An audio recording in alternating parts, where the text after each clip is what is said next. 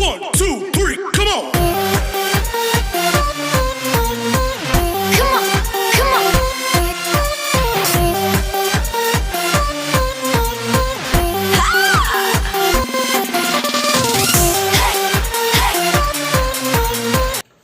बिस्मिल्लाहिर्रहमानिर्रहीम।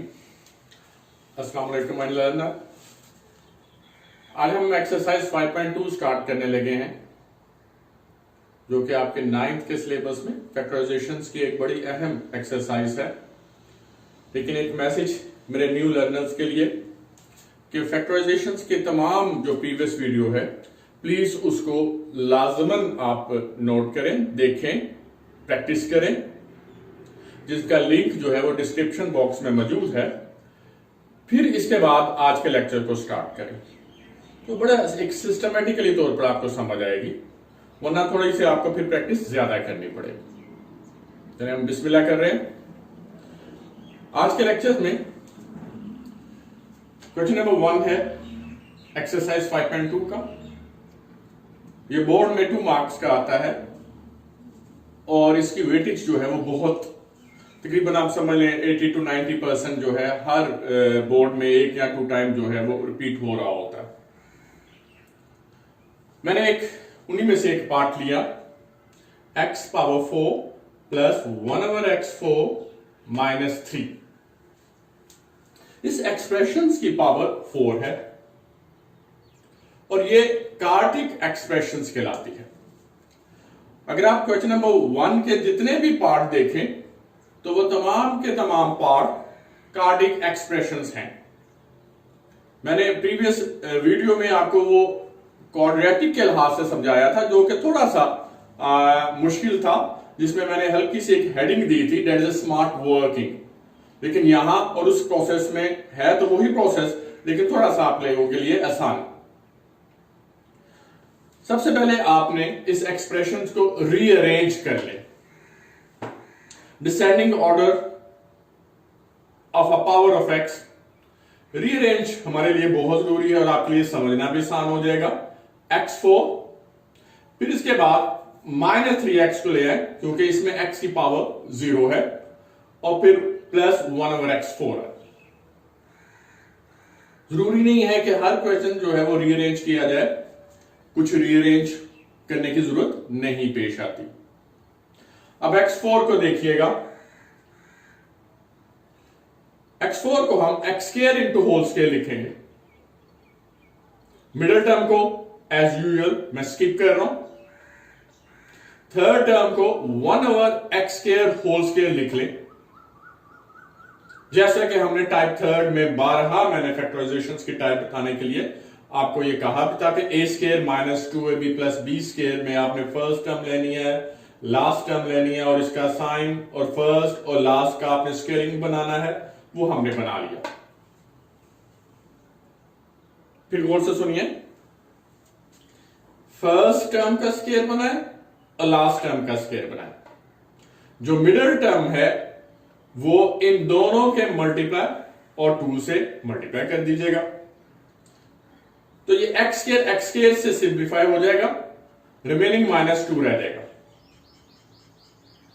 अब यहां जो है वो -3 है। अगर यहां -2 होता तो मैं डायरेक्ट इसे a - b होल स्क्वायर के फॉर्मूले में ले जाता। अब इस प्रोसेस को हमने कैसे मुकम्मल करना है?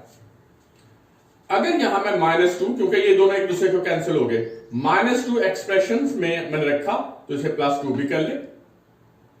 -2 और +2 एक्सप्रेशन की जात पे कोई इफेक्ट नहीं पड़ेगा, और ये जो आपको -3 नजर आ रहा है, ये वो वाला -3 है जो इसकी मिडिल टर्म है।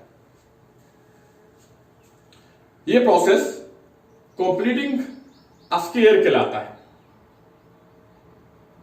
First term, last term, middle term is the product of the twice of the first and second. ये मुकम्मल करने के बाद अगर आप देखते हैं कि ये दोनों एक दूसरे से मैच नहीं करते, तो जो यहां आपने माइनस किया वो यहां प्लस करते हैं, और ये -3 यहां ले आए। अब एक मुकम्मल टाइप थर्ड के लिहाज से एक मुकम्मल फॉर्मूला बन गया। इसका आपने x² उठाना है, मिडिल टर्म का sign, last term 1/x² whole square आ गया, फॉर्मूला आपके सामने मौजूद है। और +2 -3 की सिंप्लीफिकेशन -1 है। -1 को आप -1 स्क्वायर भी लिख सकते हैं, ये आपने वैसे का वैसे लिख लिया।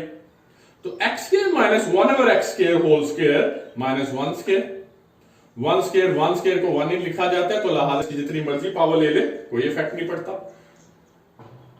रिमेंबर टाइप 5 में क्या था, इन दोनों को एक दफा आपने माइनस कर देना था टर्म्स को, और दोनों को एक दफा प्लस कर देना था। तो ये फैक्टराइजेशंस में आ गया या फैक्टर बन गए x4 + 1/x4 - 3।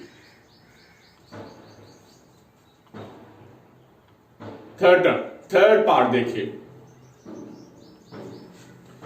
Third part a power 4 + 3a square b square + 4b power 4, again a quadratic expression.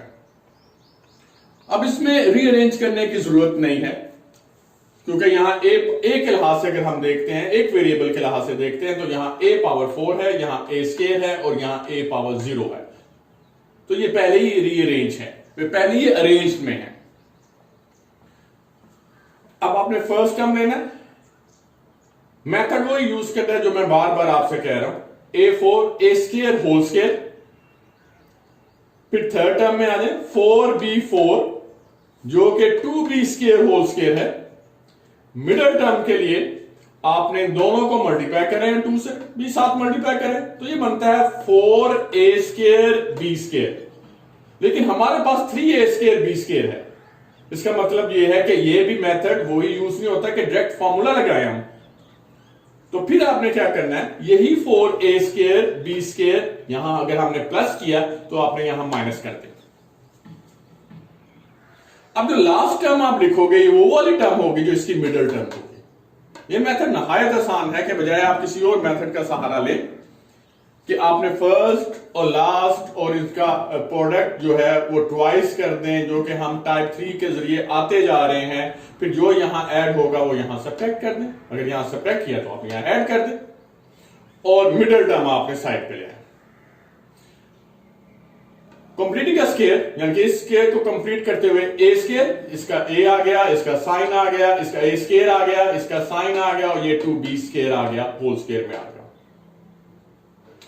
और -4a square b square + 3a square b square को अगर आप सिंप्लीफाई करेंगे तो -a स्क्वायर b स्क्वायर आएगा, क्योंकि 4 का साइन 3 से ग्रेटर है। a स्क्वायर b स्क्वायर आप a b होल स्क्वायर में ले आए लॉ ऑफ इंडेक्स के लिहाज से, जो कि मैंने आगे मेंशन भी किया। और फिर टाइप 5 बन गई, एक दफा इन दोनों के दरमियान आपने माइनस टर्म्स के और इन दोनों के दरमियान आपने प्लस लगाए, तो ये फैक्टर बन गए a4 + 3a square b square + 4b4। देख लें ये दोनों पार्ट आपके सामने है, तो दोनों में कोई नई चीज नहीं है। अब देख लें थर्ड में कैसा है। मैंने पार्ट 5th लिया क्वेश्चन नंबर 1 का, x4 + x square + 25, again a quadratic expression. अगर आपको थोड़ा सा याद हो तो प्रीवियस वीडियो में मैंने यहां x स्क्वायर + x + 25 से सॉल्व किया था, और मैंने आपको कहा था कि ये वाली चीज कंटिन्यू करते रहे, और आखिर में एक स्मार्ट वर्किंग थी जिसमें आपने स्क्वायरिंग कंप्लीट स्क्वायर खुद बनाना था, लेकिन वो सिर्फ क्वाड्रेटिक इक्वेशन के लिए था। क्वाड्रेटिक आपके सिलेबस में है, क्वाड्रेटिक में आप देखें यही प्रोसेस जो आपने प्रीवियस दोनों पार्ट में किया। रीअरेंज है, कोई जरूरत नहीं है। x4 जो है x स्क्वायर होल स्क्वायर आ गया, 25 जो है वो 5 स्क्वायर आ गया। इन दोनों को मल्टीप्लाई करते हुए 2 से भी आप इसका डबल या ट्वाइस कर दीजिएगा, तो यह बन जाता है 10x स्क्वायर। वो आपने ऐड कर दिया और यही 10x स्क्वायर जो है वो सब्ट्रैक्ट करते हैं, और मिडिल टर्म x स्क्वायर जो है वो यहां ले आए। x स्क्वायर मिडिल टर्म का साइन, और लास्ट टर्म लिख लें, होल स्क्वायर में आ गई, स्क्वायर कंप्लीट हो गया, और -10x स्क्वायर + x स्क्वायर की सिंप्लीफिकेशन -9x स्क्वायर आ गया। -9x² 3x होल स्क्वायर में ले आए। फिर टाइप 5 के लिहाज से इन दोनों को माइनस कर दीजिएगा, यानी कि x² + 5 - 3x और x² + 5 + 3x। अब एक स्टेप अगर आप ज्यादा करना चाहें तो जिसे हम पॉलिशिंग स्टेप कहते हैं, तो किसी को कोई इतराज नहीं है कि अगर आप आंसर जो है वो अगेन अरेंज पैटर्न ले आए डिसेंडिंग ऑर्डर में वेरिएबल के लिहाज से, x² - 3x + 5 पहले कर लें और इसी तरह x² + 3x + 5, इसी तरह अपने प्रीवियस को भी असेंबल कर लें, तो कोई ज्यादा पॉलिशिंग जो स्टेप है हम इसे कह सकते हैं कि एक पॉजिटिव इंपैक्ट पड़ सकता है, फिर उसको आप हाईलाइट कर दीजिएगा। तो ये एक कंप्लीटिंग का स्केल्स पैटर्न है, मेथड है कार्टिक का। इसी को ये यहां से आप और देखें, ये हर एक की 3 टर्म्स हैं, 1 2 3 टर्म, थर्ड पार्ट की भी 1 2 3 टर्म और फिफ्थ पार्ट की भी 1 2 3 टर्म।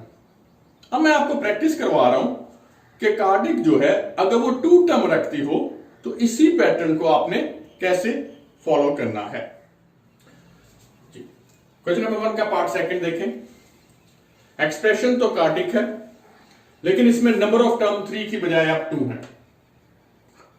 इसी तरह मैंने 4 पार्ट भी अटेम्प्ट किया, इसमें भी है तो कार्टिक एक्सप्रेशन और नंबर ऑफ टर्म भी 2 है। Remember rule and regulations of solving pattern के वही हैं जो मैंने प्रीवियस पेज में किए। सबसे पहले यहां 3 कॉमन आ रहा है, ग्रेटेस्ट कॉमन में ले इनटू में x4, 3 4 द 12 और 4y⁴ आ गया। अब 3 जो है वो कॉमन एंड तक जाना है, x4 x² होल स्क्वायर, फिर इस टर्म में 2y² होल स्क्वायर आ गया। अब क्योंकि इसमें मिडिल टर्म है ही नहीं, लेकिन हमने कंप्लीटिंग का स्क्वायर तो जरूर करना है, तो इन दोनों को प्रोडक्ट और साथ 2 से मल्टीप्लाई हम करते आ रहे हैं। जो चीज यहां ऐड हुई इस एक्सप्रेशन में, वही चीज यहां आपने माइनस कर दी, यानी कि वही देखें 2 है, वही x² है, वही 2y² है, यहां साइन नेगेटिव है, यहां साइन प्लस है। ये तमाम का तमाम पोर्शन जो है वो कंप्लीट स्क्वायर बन गया। फर्स्ट टर्म इसका साइन और ये third term x² + 2y² whole square आ गया, minus minus 2 × 2 that's 4x² y² बन गया, दैट्स टाइप थर्ड। फिर नेक्स्ट टाइम में वही 3 आ रहा है जो हमने शुरू ही से कॉमन लेके आ रहे हैं, इसे भूल नहीं जाना आपने कहीं। x² + 2y² होल स्क्वायर आ गया और ये 4x² y² जो है अगेन 2xy होल स्क्वायर है। टाइप 5 में एक दफा इन दोनों को आपने माइनस कर देना और एक दफा इन दोनों को प्लस कर देना। तो ये फैक्टर बन गए 3x4 + 12y4। नहायत आसान है उसी तरह, लेकिन उसमें यह था कि मिडिल टर्म में कुछ ना कुछ यहां ऐड और सब्ट्रैक्ट हो जाना था, लेकिन यहां मेरा ख्याल है ये वाला पार्ट उससे ज्यादा आसान होगा। प्रैक्टिस के लिए एक और देखें, part number 4, 4x4 + 81। First square term 2x² whole square, 81 9², इन दोनों का प्रोडक्ट डबल कर दीजिएगा तो ये बनता है 2 × 2x² × 9। ये चीज हमने ऐड की, क्यों?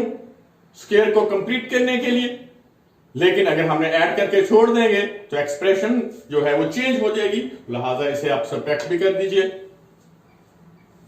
ये पूरे का पूरा जो है वो 2x² + 9 होल स्क्वायर आ गया और ये इनको आपस में मल्टीप्लाई करें तो 36x²। एक दफा 36x² जो है उसको कंप्लीट कर लीजिएगा 6x होल स्क्वायर में। इन दोनों को टाइप के लिहाज से एक दफा माइनस कर लें और एक दफा प्लस कर दें। तो ये नहायत आसान जो है इनके फैक्टर हैं, लेकिन आखिर में मैंने आपसे पहले भी कहा अरेंज कर ले तो बहुत अच्छा है। पहले एक्स स्क्वायर, फिर एक्स और फिर कांस्टेंट टर्म, वो मैंने लगा दी, जो कि आप प्रीवियस में जितने भी है उसकी अपनी प्रैक्टिस में ले आए। तो ये एक मेथड था कंप्लीटिंग अ स्क्वायर। तो इंशाल्लाह नेक्स्ट जो है मैं आपको स्प्लिटिंग मेथड या मिड टर्म ब्रेकिंग के बारे में थोड़ा सा बताऊंगा, और फैक्टराइजेशन का ये एक्सट्रीम लेवल है, यानी कि टॉप लेडर्स पे आ जाएगी। इसकी प्रैक्टिस कीजिए। Thank you, Allah Hafiz.